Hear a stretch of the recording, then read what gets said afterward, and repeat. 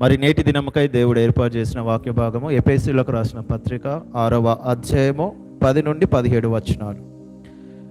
ఎఫెసీయులకు రాసిన పత్రిక 6వ అధ్యాయము 10 నుండి 17 వచనాలు.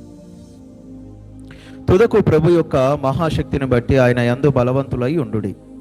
మీరు అపవాది తంత్రములను ఎదిరించుటకు శక్తిమంతులగునట్లు దేవుడిచ్చు సర్వాంగ కవచనము ధరించుకొనుడి.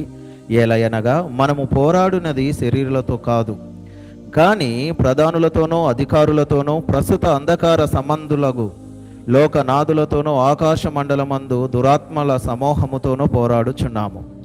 అందుచేతను మీరు ఆపదినమందు వారిని ఎదిరించుటకును సమస్తము నెరవేర్చిన వారై నిలువబడుటకును శక్తిమంతులగునట్లు దేవుడిచ్చు సర్వాంగ కవచనము ధరించుకొనుడి.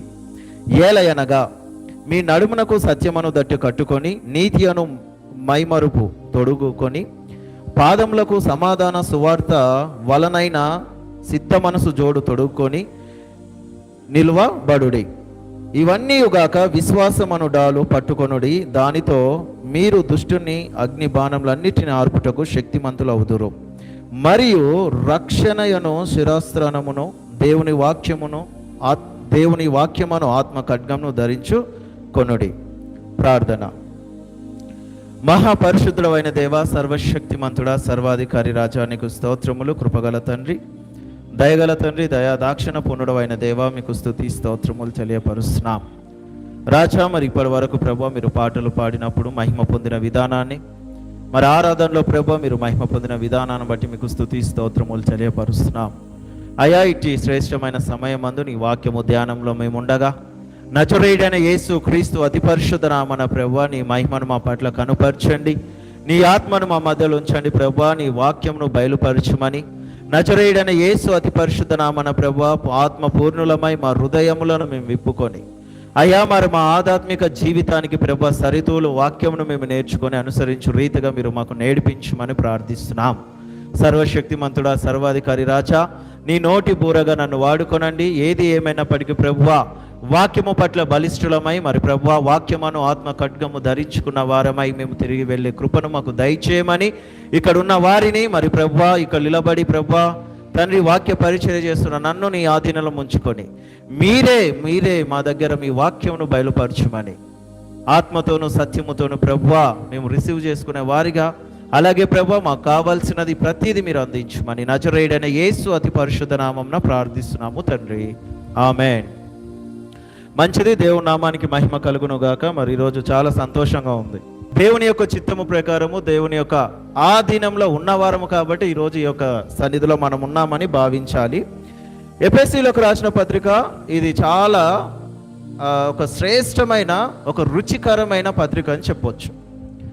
కొలస్సీ పత్రిక రాసిన వెంటనే పౌలు ఎఫెసీ ప్రాంతంలో ఉన్న క్రైస్తవులు అంటే అన్యులుగా ఉన్న వారికి సువార్తను బోధించిన తర్వాత ఆ యొక్క పరిసరాలలో ఎఫెసీ పట్టణము పరిసరాలలో కానీ ఆ పట్టణ స్థలాల్లో కానీ అనేక మంది క్రైస్తవులు రక్షింపబడిన తర్వాత వారి యందు ఈ యొక్క పౌలు యొక్క సంతోషము రెట్టింపై వాళ్ళను మెచ్చుకుంటూ అప్రిషియేట్ చేస్తూ వాళ్ళ గురించి వాళ్ళకు ఇంకా క్రీస్తు సంఘంలో ఏ రీతిలో వాళ్ళను బలపరచాలి అన్న ఒక ఉద్దేశంతో రాసిన పత్రిక మనం చూస్తాము. ఈ యొక్క పత్రికలో ఆయన రాసిన మెయిన్ ఉద్దేశము మనం మొదటి అధ్యాయము 15-17 వచనాల్లో మనం చూస్తాం.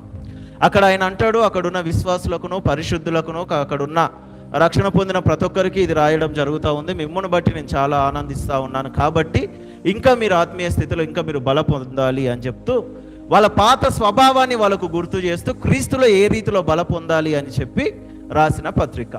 ఇక్కడ మనం చూస్తూ ఉన్నాము ఎఫెసీ పత్రిక రాయడంలో సత్వర అంటే ఉపదేశం ఏదైనా ఉంది అని అంటే అది మనకు కనబడుతుంది. ఎఫెసీ సంఘము విశ్వాసంలోనూ ప్రేమలోనూ జ్ఞానంలోనూ మహిమగల తండ్రి తాలూకా ప్రత్యక్షతలోనూ వాళ్ళని అభివృద్ధి పరచాలన్న ఒక ఆకాంక్షతో పౌలు ఈ పత్రికను రాసి వాళ్ళకు అందించినట్టుగా మనం చూస్తూ ఉన్నాం. ఈ పత్రిక రాస్తున్నప్పుడు పౌలు రోమన్ సైన్యం కింద అంటే ఖైదీ అయి ఉన్నాడు. ఆ జైల్లో ఉండి ఒక పత్రిక ఆయన రాయడం అనేది జరిగింది.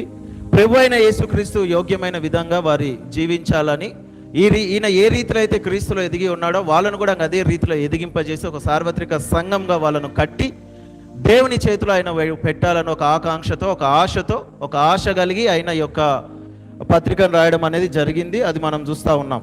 అందుకే పౌలు మొదట క్రీస్తులోని విమోచన తాలూకా దేవుని నిత్య సంపూర్ణమైన ఉద్దేశాన్ని సంఘ విషయంలో బయలుపరుస్తూ కూడా అనేకమైన విషయాలు ఇందులో రాయడం అనేది జరిగింది. నేను చెప్తా ఉన్నాను, క్రైస్తవుని యొక్క జీవితము ఫుల్ఫిల్ కావాలి అంటే ఎఫెసీ పత్రిక, కొలస్సీ పత్రిక చదివితే మనకు అర్థమైపోతుంది.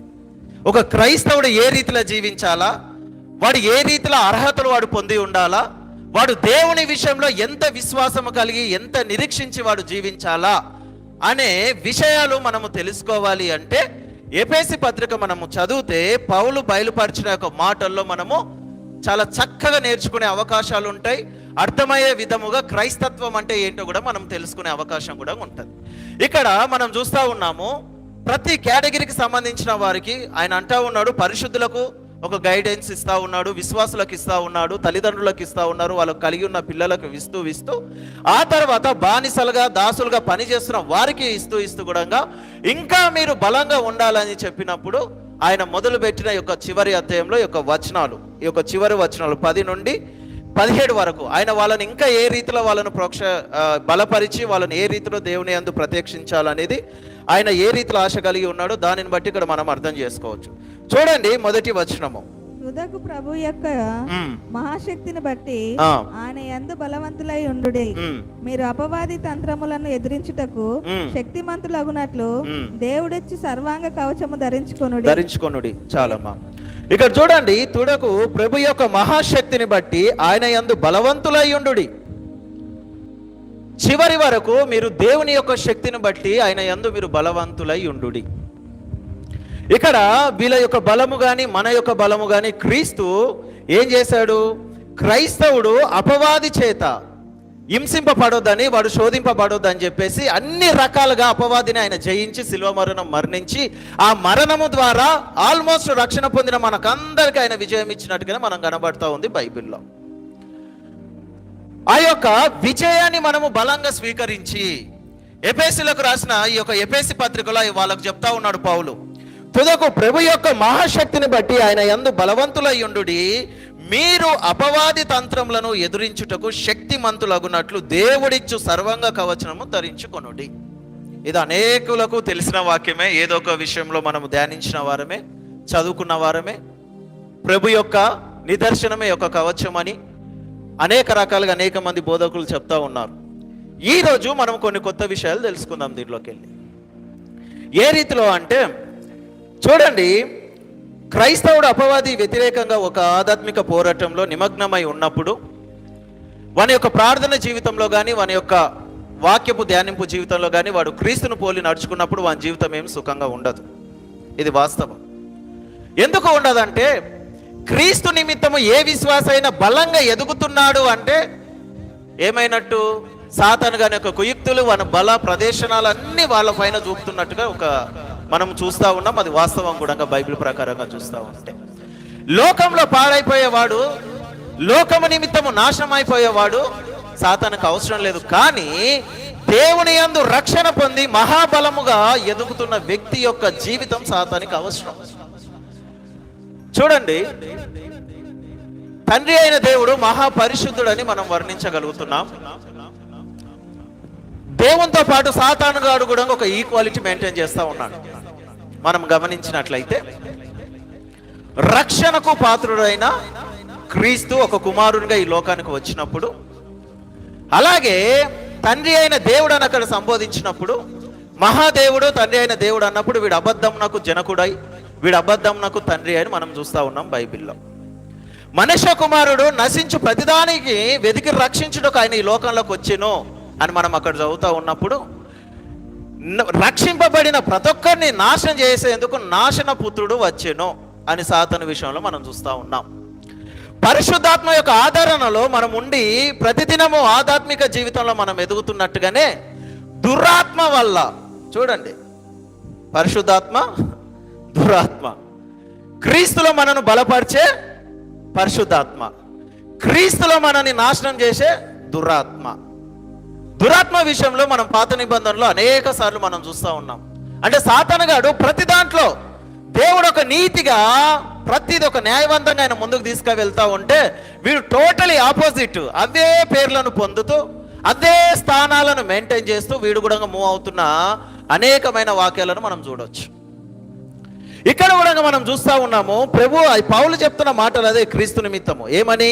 మీరు అపవాది తంత్రములకు ఎదిరించుటకు శక్తిమంతులగునట్లు దేవుడిచ్చు సర్వంగ కవచంను ధరించండి. ఏంటి ఈ సర్వంగ కవచం అంటే? ఒక్కొక్క విధానాన్ని మనం కింది వచనంలో చూసుకుంటాం. మనం చూస్తూ ఉన్నాము ఈ యొక్క కవచనం విషయంలో. చూడండి, ఈ యొక్క పోరాటం అనేది బైబిల్ గ్రంథానికి వచ్చేసరికి అది విశ్వాసంగా మార్చబడ్డది. చూడండి ఒకసారి 2 కొరింథీయులకు రాసిన పత్రిక 10వ అధ్యాయము 4వ వచనము. మా యుద్ధోపకరణములు శరీర సంబంధమైనవి కావు గాని దేవుని ఎదుట దుర్గములను పడద్రోయో జాలినంత బలము గలవై ఉన్నవి. చూడండి, ఇక్కడ మనం వచ్చేసరికి దేవుడు ఈ యొక్క పోరాటాన్ని పౌలు చెప్తున్నాడు కొరింథీ సంఘంతో. ఒక విశ్వాసముతో ఆయన ఆ యొక్క పోరాటాన్ని అంటగట్టి చెప్తా ఉన్నాడు.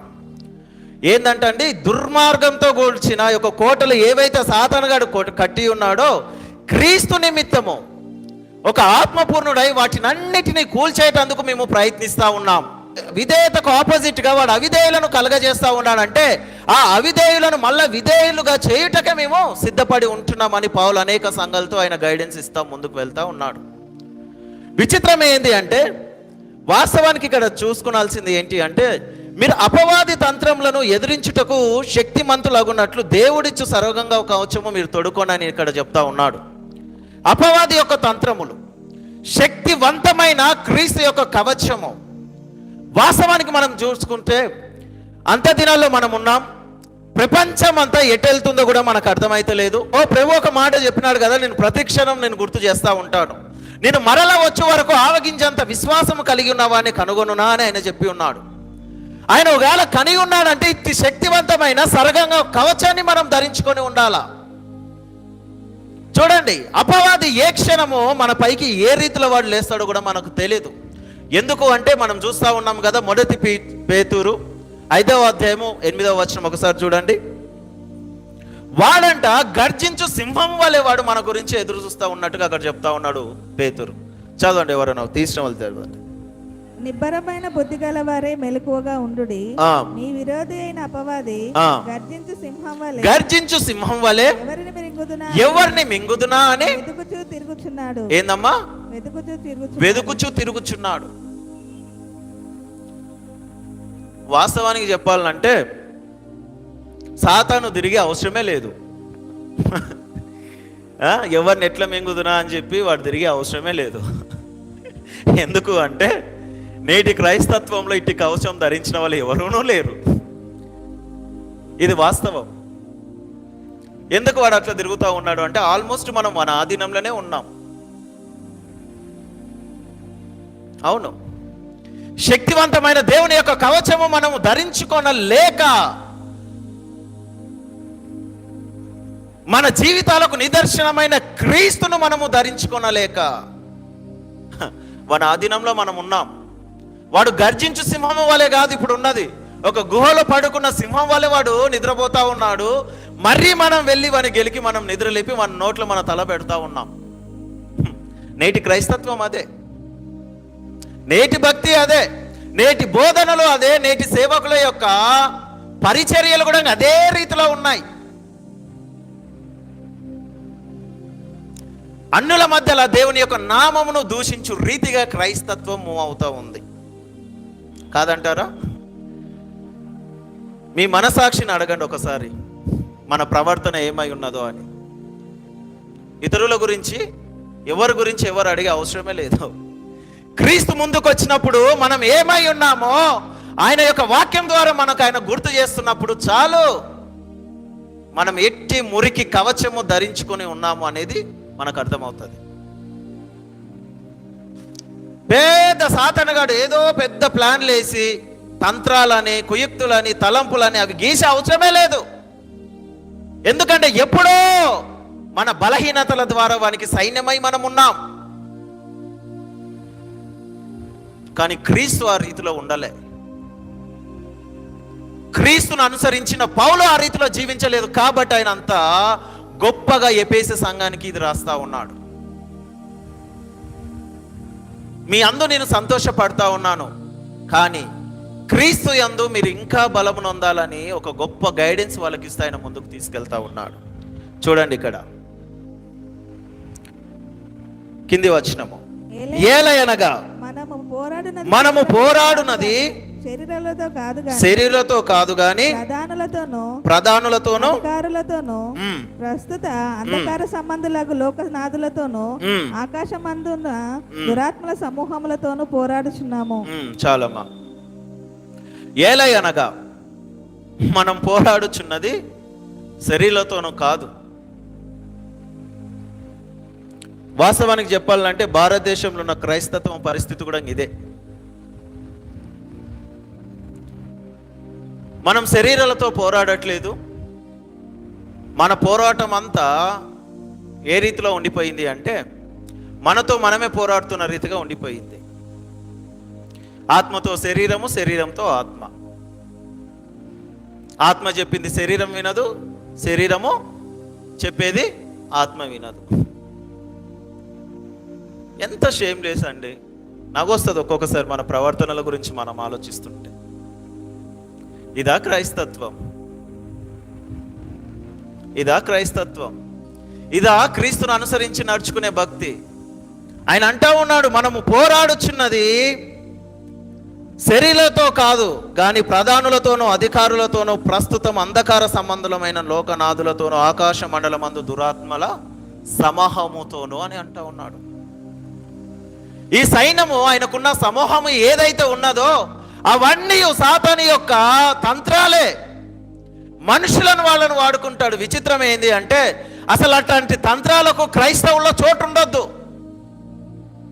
కానీ నెంబర్ 1 తంత్రాలుగా, నెంబర్ 1 కుయుక్తుల్లా, బాణాల్లా క్రైస్తవులే వానికి సపోర్ట్ ఇస్తున్న రీతిగా మనం చూస్తూ ఉన్నాం. ఏం చూపగలుగుతాం మనం మాదిరి? ఒక మాదిరి మనం చూపాలంటే క్రీస్తు అనే కవచం మనం ధరించాలి. అవును, పౌలు అంటాడు కదా, చూడండి ఒకసారి ఎఫెసీయులకు రాసిన పత్రిక 4:15. పౌలు అంటా ఉన్నాడు, కాబట్టి మీరు సమాధానమును బంధము చేత ఆత్మ కలిగించు ఐక్యము కాపాడుకొనుటయు యందు శ్రద్ధ కలిగిన వారై ప్రేమతో ఒకరినొకడు సహించుచు మీరు పిలువబడిన పిలుపునకు తగినట్లుగా దీర్ఘశాంతంతో కూడిన సంపూర్ణ వినయంతోనూ సాత్వికముతోనూ నడుచుకొనవలెనని ప్రభును బట్టి ఖైదీనైన నేను మిమ్మల్ని బతిమలాడుకొనుచున్నాను. పౌలు చెప్తా ఉన్నాడు ఎఫెసీ సంఘానికి. ఏ రీతిలో ఆయన బోధిస్తా ఉన్నాడు చూడండి. 6 భాగాలుగా ఇక్కడ మనకు చెప్తా ఉన్నాడు. చూడండి, ఈ యొక్క సాతాను గాని యొక్క తంత్రాలు, వాని యొక్క కుయుక్తులు ఏ రీతిలో ఉంటాయి అంటే, దేవుని యొక్క మహిమలో నిండగా మునిగిన ఆదాము అవ్వ ఆయన చేతి ద్వారా ఆయన సృష్టించిన తర్వాత ఇక దేవునితోనే సహవాసం కలిగి ఉన్నారు వాళ్ళు. అవునా కాదా? దేవునితోనే సహవాసం కలిగిన వారు మనం చూస్తూ ఉంటాం కదా. ఆదికాండం 3:1-7లోకి వెళ్తే అక్కడ ఒక సర్పము కుయుక్తి కలిగినదే అవ్వ దగ్గర వచ్చి ఏమని చెప్పిందండి, మీరు ఆ పండు తినండి, దేవుడు మీతో అబద్ధం చెప్పినాడు, మీరు ఆ పండు తింటే మీరు దేవతలు అవుతారు. చూడండి, వాని తంత్రం అదే. అట్లా వాడు వెలుగుమయంగా ఉన్న ఈ యొక్క మనుషులతో ఆ పండును తెప్పించి చీకటిమయం చేసి దేవుని యొక్క సావాసం అందు ఏమైపోయింది, వీళ్ళు దూరం అయిపోయినారు. దేవుడు వీళ్ళు ఏ స్థితిలో అయితే వీళ్ళని పెట్టాలని ఆయన ఆలోచించాడో ఆ స్థితి నుండి వాళ్ళు ఏమైపోయినారు, తృణీకరింపబడ్డారు, గెంటివేయబడ్డారు.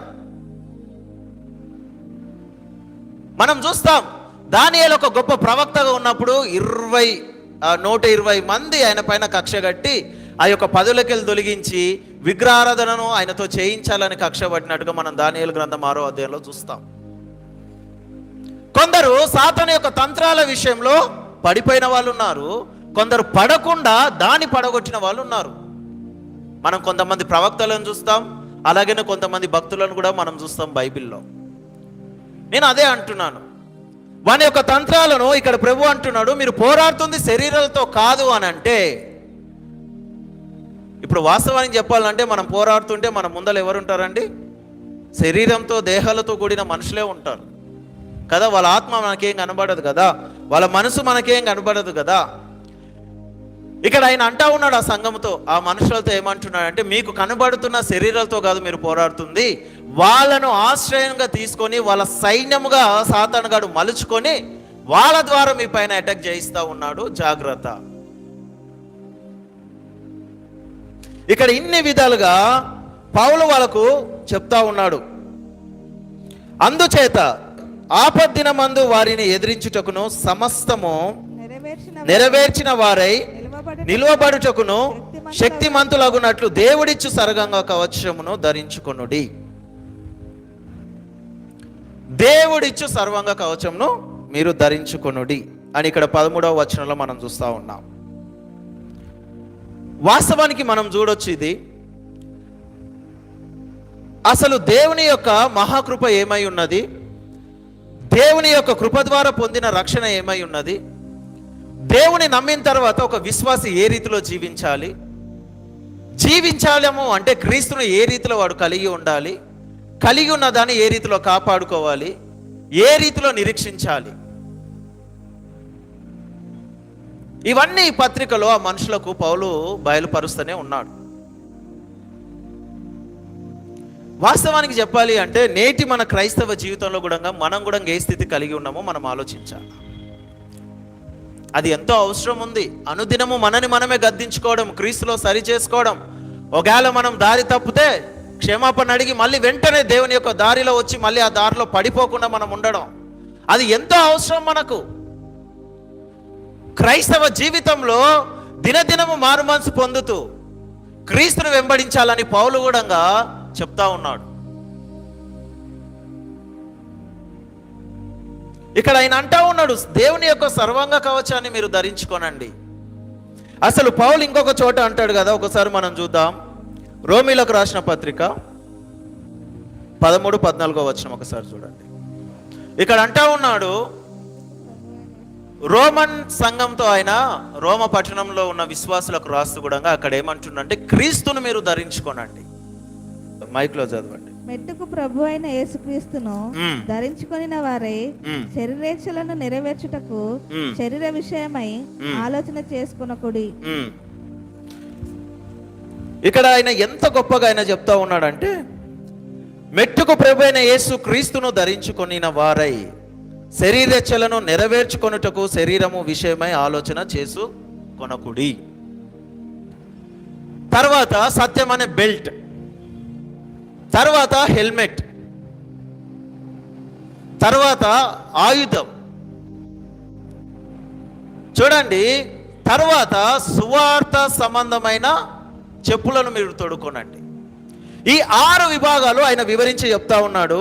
ఒకసారి మనం చూద్దాం, సత్యము అసలు ఏ రీతిలో మనం ఆ దట్టిని కట్టుకోగలుగుతాం అనేది ఒకసారి మనము గ్రహిద్దాం. చూడండి, ఇక్కడ సత్యం అనే వాడు మనం చూస్తా ఉన్నాం. యేసుప్రభు అంటాడు కదా, నేనే మార్గమును జీవమును సత్యమును. ఆయన మార్గము జీవము సత్యము అని అన్నప్పుడు, లేకపోతే మార్గము సత్యము జీవము అన్నప్పుడు అనేక రకాలుగా ఆయన బోధిస్తున్న విషయం కానీ ఆయన ప్రకటిస్తున్న దాని విషయం కానీ మనం చూస్తాం. ఎఫెసీయులకు రాసిన పత్రిక 22-24 అధ్యాయము. కావున మునుపటి ప్రవర్తన విషయంలోనైతే మోసకరమైన దురాశ వలన చెడిపోవు మీ ప్రాచీన స్వభావం వదులుకొని మీ చిత్తవృత్తి అందు నూతనపరచబడిన వారై నీతియు యథార్థమైన భక్తి గల వారై దేవుని పోలికగా సృష్టింపబడిన నవీన స్వభావం ధరించుకొనవలెను. చూడండి, ఇక్కడ ఏమంటా ఉన్నాడంటే 24 వచనం, నీతియు యథార్థమైన భక్తి గలవారై దేవుని పోలికగా సృష్టింపబడిన నవీన స్వభావం ధరించుకొనవలెను. మనం చూస్తా ఉన్నాము, ప్రభువుకు శిష్యులుగా మనం మలచబడినప్పుడు మనం ఏమవుతామంట, సత్యాన్ని గ్రహించే జ్ఞానులం మనం అవుతాం.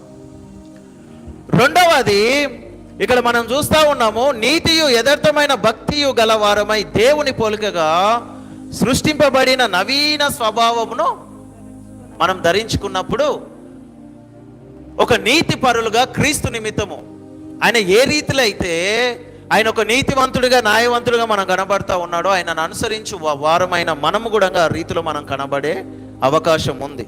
ఇంకొకటి 2 కొరింథీయులకు రాసిన పత్రిక 5:21 వచనంలో కూడా ఒక మాట అంటాడు పౌలు. 2 కొరింథీయులకు రాసిన పత్రిక, ఎందుకనగా ఉమ్, మన అవయవమునందు ఉమ్, దేవుని నీతి అగునట్లు ఉమ్, పాపం ఎరుగని ఆయన మన కోసము ఉమ్, పాపముగా చేసెను. కావున 20 నుంచి చదువుదాం. కావున దేవుడు మా ద్వారా వేడుకొనినట్టు మేము క్రీస్తుకు రాయబారులమై దేవునితో సమాధాన పడుడని క్రీస్తు పక్షంగా మిమ్మును బతిమలాడుకొనుచున్నాం. ఎందుకనగా ఆయన యందు దేవుని నీతి అగునట్లు పాపమెరుగని ఆయన మన కొరకు పాపముగా చేసెను. ఏమైందండి? పాపమెరుగని క్రీస్తు మన పాపం నిమిత్తం ఆయన పాపంగా మార్చబడ్డాడు. మనం ఎక్కాల్సిన సిలువ ఆయన ఎక్కాడు. మనం పొందాల్సిన దెబ్బలు ఆయన పొందినాడు. మనము పొందాల్సిన మరణము మన నిమిత్తం ఆయన పొందినాడు. మనం నశించిపోవద్దని తనను తాను నాశనానికి అప్పజెప్పుకున్నాడు. మన పాపం ద్వారా మనము కృషించొద్దని మన పాపం ద్వారా తన యొక్క శరీరాన్ని మాంసపు ముద్దగా ఆయన మలిచి ఉన్నాడు. చూడండి, మరి ఎట్టి కవచం మనం ధరించుకొని ఉన్నామనే ఆలోచన మనం చేసి ఉండాలి. వాస్తవానికి క్రైస్తవులమైన మనము చెప్పడానికి చాలాసార్లు మనం అంటూ ఉంటాం, దేవుని రాకడ చాలా దగ్గరగా ఉంది, త్వరగా ఉంది, వస్తుందేమో. ఎందుకంటే సూచనలు, రాకడకు సంబంధించిన అనేకమైన సూచనలు మనం చూస్తూ ఉన్నాం. అనేక రకాలుగా యుద్ధాలు జరుగుతూ ఉన్నాయి, అనేక రకాలుగా జనాలు నాశనం అవుతూ ఉన్నారు. పాపం పెరుగుతూ ఉంది ఈ లోకంలో. ఈ పాపం పెరుగుతున్నప్పుడు మనం కూడా ఆ యొక్క పాపానికి ఆకర్షణీతులమై ఉన్న విశ్వాసాన్ని కూడా మనం మూడగొట్టుకున్నప్పుడు ప్రభువు వేసిన క్వశ్చన్ వాస్తవం అవుతుంది. విశ్వాసం అనేది నీవు నేను అనుకునేది కాదు. రక్షణ అనేది మీరు నేను పొందినము అని అనుకున్నది మాత్రము కాదు. సత్యం అనేది ఏదో సత్యమైన దేవుని మేము వెంబడిస్తున్నాం కాబట్టి, క్రీస్తు ఒక సత్యం కాబట్టి క్రీస్తును కలిగి ఉండుట మాకు సత్యము మాకు తెలుసు అని అనుకోవడము కాదు. చూడండి, ఎంతమంది సత్యం విషయంలో పడిపోతున్న వాళ్ళు లేరా? నీతి యావత్తు జీవించకుండానట్లుగా అనీతి పరులై ఈ లోకంలో జీవిస్తున్న అనేకులు మనకు కనబడతలేదా? ఇంకొక మాట అంటాడు కదా ప్రభు, చూడండి, సత్యం అనే దట్టిని మీరు కట్టుకోనండి, నీతి అనే బ్రెస్ట్ ప్లేట్ ను మీరు ధరించండి అని చెప్పి కింది వచ్చిన ఒకసారి సమాధాన సువార్తమానములైన సిద్ధ మనసును జోడి తొడుక్కొని నిలవబడుడి. మనం చెప్పులు ఎప్పుడు వేసుకుంటామండి? ఇంట్లోకి వెళ్ళేటప్పుడా, ఇంటి నుంచి బయటికి వెళ్ళేటప్పుడా? ఒక బస్ స్టాండ్లో పోయి మనం ఎదురు చూస్తూ ఉన్నాం, బస్సు ఇంకా రాలేదు, కానీ బస్సు వచ్చే టైంకి ఇంకా రాలేదు, కానీ ఏదో టైంకి అయితే బస్సు వస్తుంది, అది ఇంకా ఆ ఊరికి వెళ్ళలేదు. కాబట్టి మనం వేసుకున్న కొత్త బట్టలు ఇప్పి పాత బట్టలు వేసుకుంటామా? సరే, ఇంకా బస్సు రాలేదని చెప్పేసి మన కాళ్ళకున్న చెప్పులను వదిలి పక్కకు పోయి కూర్చుంటామా?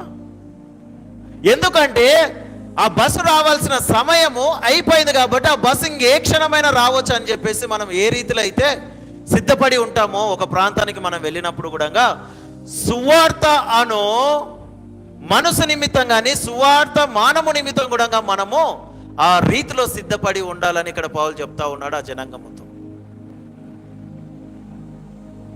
మనం ఇతరులకు వాక్యము బోధించాల్సిన అవసరం లేదు, సువార్త చెప్పిన అవసరం లేదు, ఏం లేదు.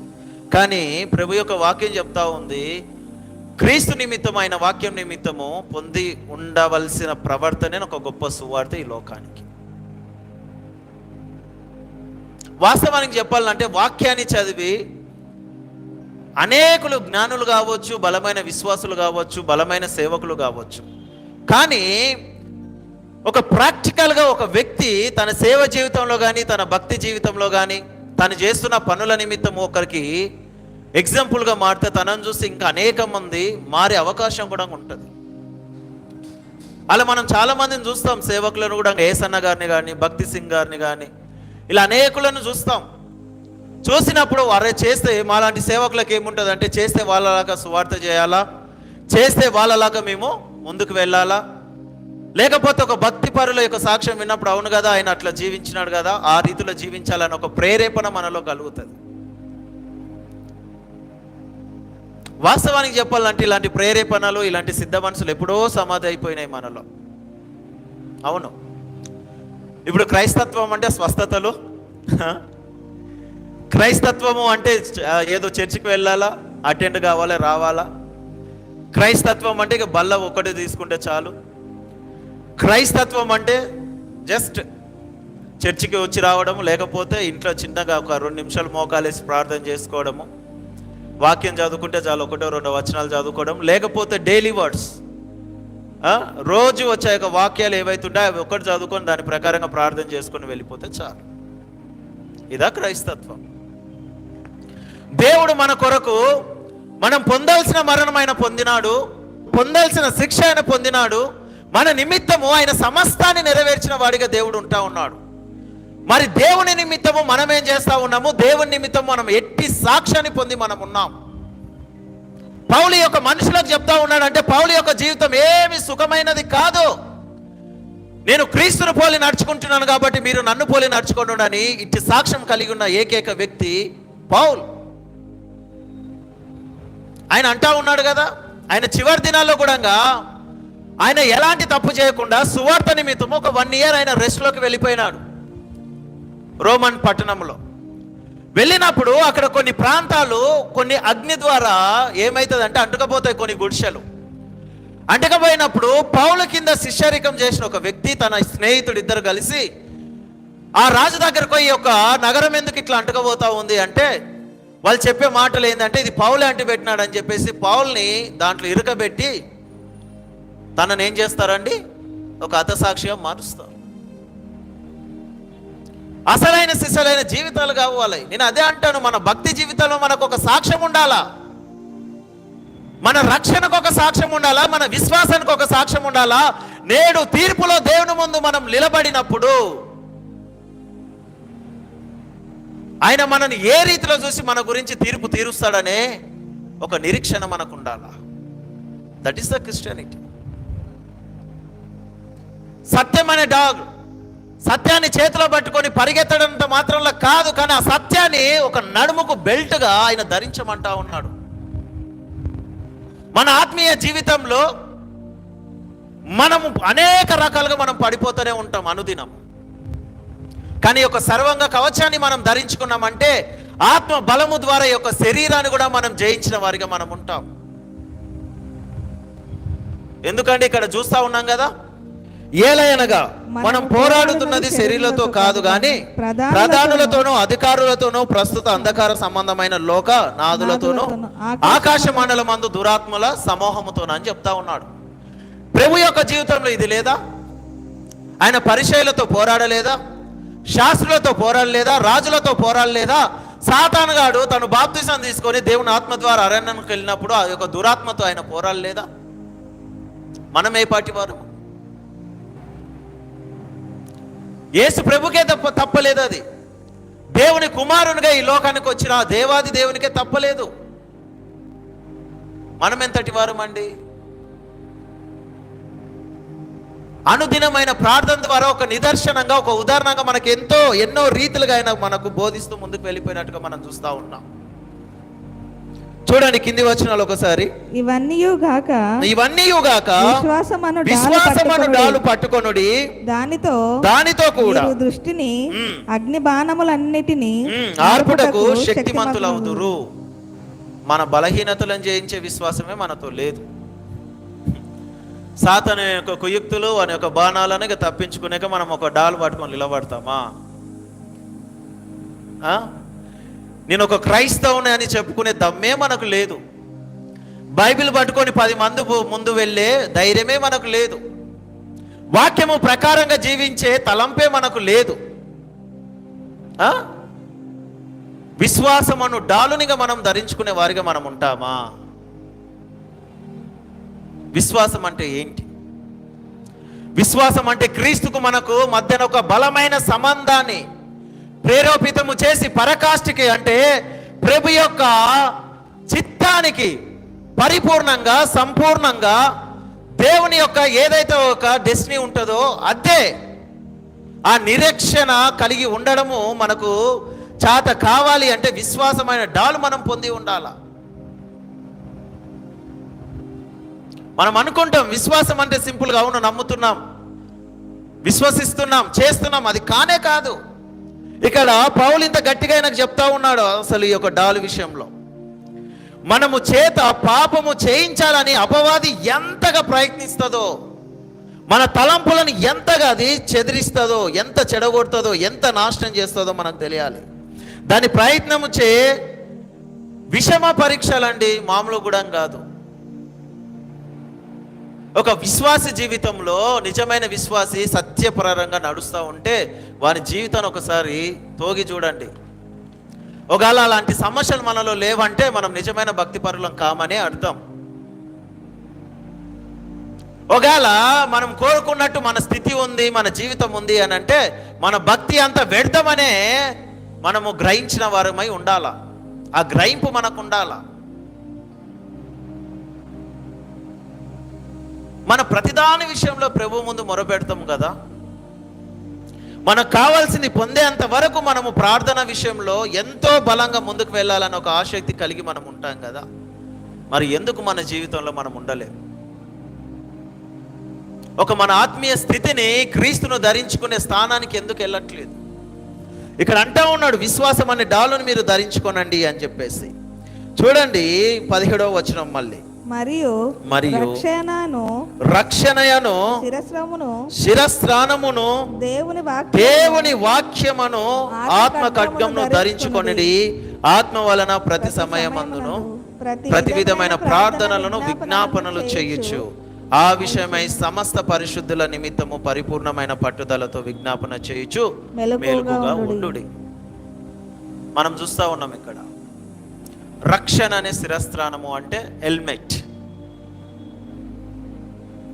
రక్షణ దేవుడు మనను, పౌలు చెప్తా ఉన్నాడు, రక్షణ అని ఒక హెల్మెట్ మీరు పెట్టుకున్నారంటే సాతానుగాడు మీ శరీరానంతా గాయపరిచిన కూడా తలకు దెబ్బ తాకకుండా ఉంటే బతికే అవకాశం ఉంటుందని అర్థం. చూడండి, బండి మీద వాడు ఒక 90 స్పీడ్లో పోయి హెల్మెట్ లేకుండా కింద పడితే ఏమవుతుంది? ఉన్న మీదడు బయటకు వచ్చి జీవం లేకుండా వాడు శవమై వాడు మరణం పొందుతాడు. అదే హెల్మెట్ పెట్టుకొని వాడు పోయిందంటే జస్ట్ కొన్న ఊపిరితోనైనా ఆప్షనల్గా కొన్ని ఆప్షన్స్ అన్నీ ఉంటాయి వాడిని బతికించడానికి. ఆ రీతిలో చూడండి, ఒక ప్రమాదము జరగవద్దు బైక్ పైన అంటే గవర్నమెంట్ చెప్తా ఉంది మీరు హెల్మెట్ పెట్టుకొని మూవ్ కావండి అని. సాతాను చేతిలో కూడా మనం నాశనం కావద్దు అని పౌలు చెప్తా ఉన్నాడు, రక్షణ అనే శిరస్త్రాణమును మీరు ధరించండి అని. ఈ రక్షణ అనేది నేను ఒకటేసారి మనం పొందితే సరిపోదు, కానీ మన రక్షణను ఏ రీతిలో కాపాడుకోవాలన్న తలంపు మనలో కలిగి ఉండాలి. హెల్మెట్ పాడైపోతే 2000 పెట్టి ఇంకొక హెల్మెట్ మనం కొనుక్కోవచ్చు. రక్షణ పాడైపోతే మళ్ళీ మనం రక్షణ పొందేవారిగా మనం ఉంటామా? ఒక్కసారి లోకంలో పడిపోయినామంటే ఆ లోకంలోకి వెళ్ళి మళ్ళీ క్రీస్తులోకి వచ్చే విధంగా దేవుడు మనకు మార్గాన్ని సిద్ధపరుస్తాడా? పరిచిన యొక్క మార్గంలో సాతాను మనను రాణిస్తుందా? రానివ్వలేదు. ఇవన్నీ ఒకెత్తు అయితే లాస్ట్లో వచ్చే ఖడ్గం ఒకెత్తు. చూడండి, దేవుని వాక్యమను ఆత్మ ఖడ్గమును ధరించుకొనుడి. ఆత్మ ఖడ్గము, దేవుని వాక్యమను ఆత్మ ఖడ్గమును ధరించుకొనండి. వాక్యమను నామము కలిగిన వాళ్ళు ఎవరండి? యేసుక్రీస్తు ప్రభువారు. యోహాను సువార్త 1వ అధ్యాయం 14వ వచనం. ఆ వాక్యము శరీరధారి అయి కృపా సత్య సంపూర్ణుడగు మన మధ్య నివసించెను. తండ్రి వలన కలిగిన అద్వితీయ కుమారుని మహిమ వలె మనం ఆయన మహిమను కనుగొంటిమి. చూడండి, ఆ వాక్యమే శరీరధారి అయి కృపా సత్య సంపూర్ణుడై మన మధ్యలో ఒక శరీరాన్ని ధరించుకొని ఆయన మన మధ్యలో జన్మించినట్టుగా మనకు యోహాను భక్తుడు చెప్తా ఉన్నాడు. ఇక్కడ చూడండి, విశ్వాసి దుష్టునితో పోరాడే సమయంలో తాను శత్రువుపై దాడి చేయడానికి దేవుని యొక్క వాక్యము అను ఆత్మ ఖడ్గమును వాడు ఖచ్చితంగా ధరించి ఉండాల. ఆత్మ ఖడ్గము లేకుంటే సాతాను యొక్క కుయుక్తులు మనము గుర్తెరగము. వాక్యమైన ఆత్మ ఖడ్గము మనతో లేకుంటే మన యొక్క ప్రవర్తన ఏ రీతిలో నాశనం అవుతుంది, ఏ మార్గంలో వెళ్తుంది అన్న గ్రహింపు కూడా మనం ఏమాత్రము కలిగి ఉండలేము. అలాగే అంటా ఉన్నాడు రెవల్యూషన్ చూడండి, ప్రకటన గ్రంథము 19:13 వచనం ఒకసారి చూడండి. ఎంత గొప్పగా అసలు పౌలు యొక్క మనుషులకు బోధిస్తూ ఉన్నాడంటే క్రైస్తవ జీవితంని మెరుగుపరచాలి, వాళ్ళని అందుట్లో అభివృద్ధి పరచాలి అని ఆయన ప్రయత్నం అంతా, ఆయన యొక్క బోధ అంతా ఇందుట్లో చూస్తేనే మనకు అర్థమైపోతూ ఉంది. హెబ్రీయులకు రాసిన పత్రిక 4:12 మనం చూస్తాం. అక్కడ 2 అంచుల ఖడ్గంగా మనం చూస్తూ ఉన్నాం. ఎందుకనగా దేవుని వాక్యము సజీవమైన బలము గలదై 2 అంచులు గల ఎటువంటి ఖడ్గము కంటేను వాడిగా ఉండి ప్రాణాత్మలను కీళ్లను మూలుగల. దేవుని యొక్క ఖడ్గము ఏ రీతిలో అంటే జీవం కలిగిన ఖడ్గం అది. దాన్ని మనము ధరించినామంటే మనం కూడా మరణముతో పని లేకుండానట్లుగా ఆ యొక్క ఖడ్గముతో జీవము కలిగిన వారిగానే ఉండి యొక్క సాతాను యొక్క తంత్రాలను మనం హరించవచ్చు, మన భక్తిని చక్కపరచుకోవచ్చు. అలాగే ప్రకటన 1 అధ్యాయము 16వ వచనం అనుకుంటా, ఒకసారి చూడండి. ఆయన నోటి నుండి 2 అంచుల గల వాడి అయిన ఖడ్గం ఒకటి బయలు వెడుచుండెను, ఆయన ముఖము మహా తేజస్సుతో ప్రకాశించుచున్న సూర్యుని వలె నుండెను.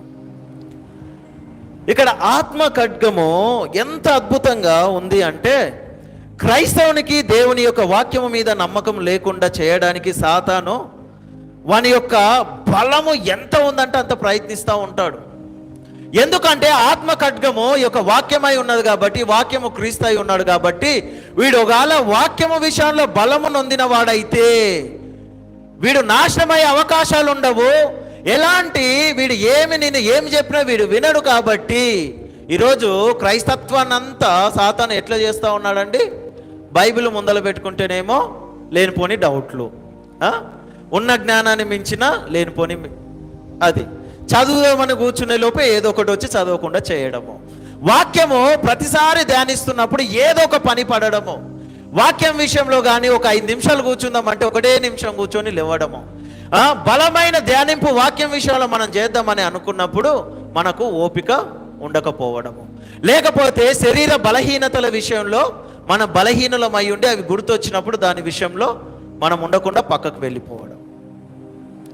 సాతానుగాడు వానికి ఇష్టం ఎంత బలం ఉందో అంత ప్రయత్నిస్తాడు ఒక క్రైస్తవుడు వాక్యాన్ని ధ్యానించకుండా ఉండాలి అంటే. అందుకే ప్రభువు కూడా మత్తయి సువార్త 4లో వాక్యం ద్వారానే వాడిని గద్దించినాడు. నీవు నీ ప్రభు అయినా నీ దేవుడైన ప్రభు నువ్వు శోధింపనేలా వానికి దేవునికి మొక్కి నువ్వు వెళ్ళిపో అంటాడు. మనిషి రొట్టె వలన కాదు కానీ దేవుని నోట నుండి వచ్చి ప్రతి మాట వలన బతుకుతాడు అని చెప్తాడు. చూడండి, యేసు ప్రభుకే తప్పలేదండి సాతాను చేతిలో శోధన. మరి మనం ఎంత? నేను ఒకటే అంటాను, సాతాను కూడా ఒక కవచం ఉన్నది. ఇది సర్వంగ కవచం అయితే అది సర్వనాశనము కవచనము. సర్వనాశనంతో కూడిన కవచం కూడా వాడు విశ్వాసులకు ధరింపజేస్తూ ఉన్నాడు. ఈ మధ్యలో వాక్యం విషయంలో భ్రమ పుట్టిస్తూ ఉన్నాడు, వాక్యాన్ని దూషిస్తూ ఉన్నాడు. చూడండి, యేసుక్రీస్తుని వ్యభిచారిగా వాడు చూపిస్తూ ఉన్నాడు, యేసుక్రీస్తు ప్రభువారిని ప్రవక్తగా వాడు చూపిస్తూ ఉన్నాడు, యేసుక్రీస్తు ప్రభువారిని ఒక దారుణాది దారుణ స్థితిలో దిగజార్చి ఆ రీతిలో అన్యుల ద్వారా దేవుని దూషింపజేస్తూ ఉన్నాడు వాడు. కానీ లోకపరంగా వానికి ఉండాల్సిన స్థుతులు ఏ రీతిలో ఉన్నాయి? అసలు మామూలు పూజలు అవి, జాతరలు, లక్షలు కోట్లు ఖర్చు పెట్టుకొని వాని యొక్క సంతోషాన్ని వాడు పొందుతూ ఉన్నాడు. మనం ఆ గ్రహింపు మనం కలిగి ఉండాలండి. మన అవసరాన్ని బట్టి భక్తి చేయడం కాదు, అవసరాన్ని బట్టి ప్రార్థన చేయడం కాదు, అవసరాన్ని బట్టి వాక్యాన్ని ధ్యానించడం కాదు. మనం సత్యమైన దట్టిని ధరించుకోవాలి అంటే, క్రీస్తును మనం వెంబడించి వారిగా మనం ఉండాలి అంటే మన హృదయంలో క్రీస్తుని నిలుపుకోవాలా, మన మనసులో నింపుకోవాలా, మన ప్రవర్తన యందు క్రీస్తును మనం చూపించి వారిగా మనం ఉండాలా. That is the Christianity. Paul ఎంత గొప్పగా యొక్క వారికి చెప్పి వాళ్ళని ఏ రీతిలో ఆయన బలపరుస్తున్నాడో మనం అర్థం చేసుకోవచ్చు కదా. తర్వాత అంటా ఉన్నాడు, వాక్యమును ఆత్మ ఖడ్గాన్ని ధరించుకోనండి అని. వాక్యమైన ఆత్మ ఖడ్గాన్ని పక్కన పెట్టండి, ప్రార్థన అనే ఒక ఆయుధాన్ని మనం ధరించుకొని ఉన్నామా? సువార్త మానమైన చెప్పులనైనా మనం ధరించుకొని ఉన్నామా? రక్షణ అనే శిరస్త్రాణమైన మనం ధరించుకొని ఉన్నామా? చూడండి, వాడు ఒకటి స్పాయిల్ చేస్తూ ఉన్నాడు. ఒకటి మాత్రం నేను చెప్పదలసింది ఏంటి అంటే, మనం ఎప్పుడు కింద పడతామా అని వాడు చూస్తూ ఉన్నాడు. మనం కింద పడితే వాని చేతులకి వెళ్ళి తప్పించుకోవడం చాలా కష్టం. మన నడుము వంగొద్దని దేవుడు ఒక బలమైన దట్టిని కట్టుకోండి అని చెప్తా ఉన్నాడు. ఈ హృదయంలో సాతాను యొక్క తలంపులు జరగకుండానట్లుగా బ్రెస్ట్ ప్లేట్ని మీరు అలంకరించుకోండి అని చెప్తా ఉన్నాడు. ఒకవేళ వాడు మీ మనసును చెడగొడతాడేమో, కాబట్టి మీ తలకు రక్షణ అనే హెల్మెట్ను మీరు ధరించుకోండి అని ప్రభు చెప్తా ఉన్నాడు. ఒకవేళ చెడు మార్గంలో మీరు ప్రయాణిస్తారేమో, ఆ రీతిలో ప్రయాణించకుండానట్లుగా గాస్పెల్ సువార్తమానంను మీరు జ్ఞాపకం చేసుకొని సువార్త నిమిత్తము కలిగి ఉన్న మార్గాలనే మీరు ప్రయాణించాలని చెప్పి అట్టి మీరు చెప్పులు వేసుకోనని ఆయన చెప్తా ఉన్నాడు. ఇంకేం కావాలండి? ఇంకేం కావాలి? పౌలు ఎంత గొప్పగా వాళ్ళకు బోధిస్తున్నాడో ఇవి వాళ్ళకే కాదు, మన ఆధ్యాత్మిక జీవితానికి మనం అనువాదించుకున్నప్పుడు ఎఫెసీ పట్టణంలో ఉన్న విశ్వాసుల కాలి గోటి కూడా మనం సమానులము కాము.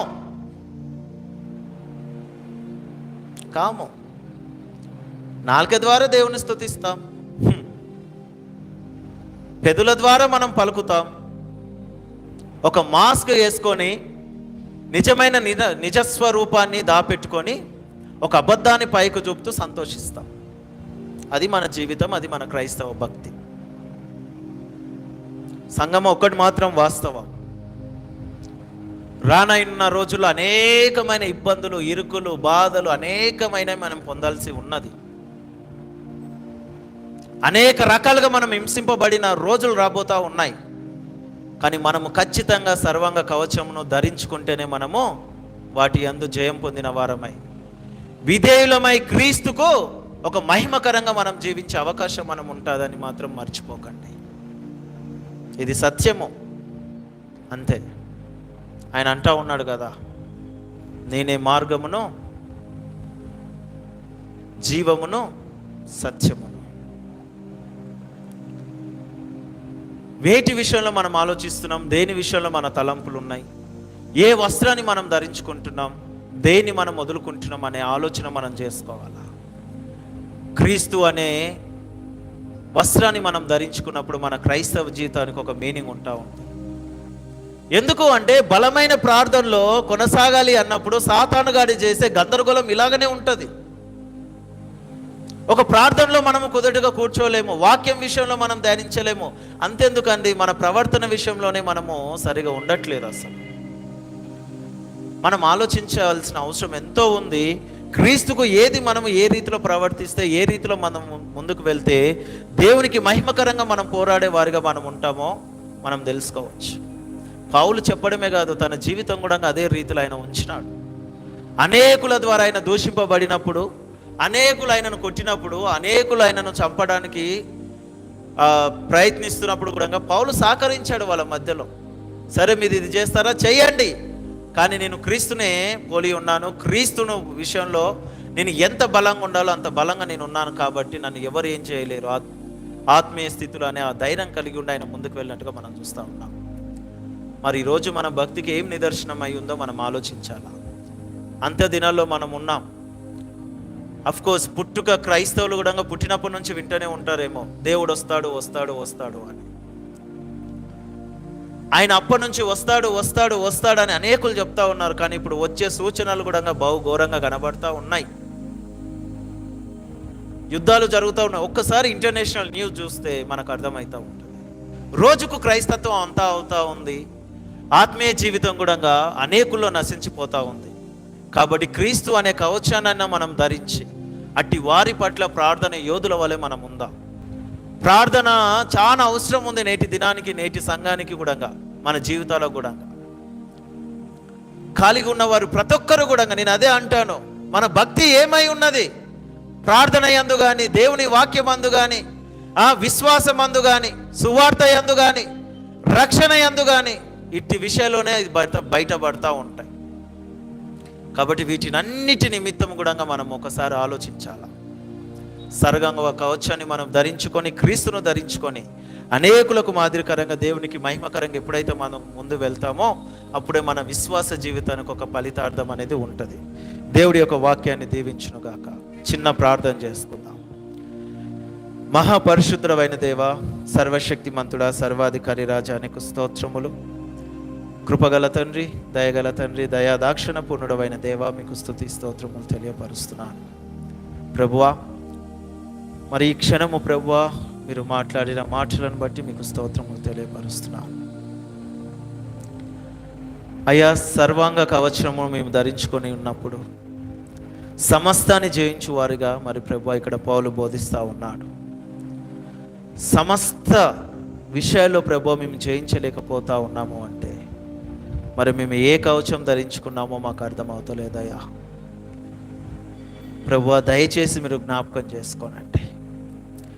సత్యం అనే దట్టి మాకు తొడగండి అయ్యా. మరి ప్రభువా, నీతి అనే బ్రెస్ట్ ప్లేట్ని మాకు పెట్టండి. రక్షణ అనే స్థిరస్త్రాణము, సువార్తమానం అనే రక్షకులు ప్రభువా, మరి తండ్రి ఆత్మ ఖడ్గము ధరించుకున్న వారమై ఈ ప్రపంచంలో బయలుదేరి వారుగా మమ్మల్ని ఉంచమని ప్రార్థిస్తున్నాం. తండ్రి, నీకు స్తోత్రములు. నీ వాక్యం ద్వారా మాకు నెమ్మదినివ్వండి. అనుదినము ప్రభువా, నీ వాక్యము పట్ల గొప్ప ప్రవర్తన కలిగి జీవించు వారిగా మమ్మల్ని సిద్ధపరచమని ప్రార్థిస్తున్నాం. మరి ఎంబీ ఎబినేజర్ సంఘాన్ని హస్తానికి అప్పచెప్పుచుండగా ఇటు సర్వాంగ కవచాన్ని ధరించుకున్న వారమై అనేకులకు మాదిరికరంగా నీకు మహిమకరంగా ఉండే కృపను దయచేయమని యేసు అతి పరిశుద్ధ నామమున ప్రార్థిస్తున్నాము తండ్రి. ఆమేన్.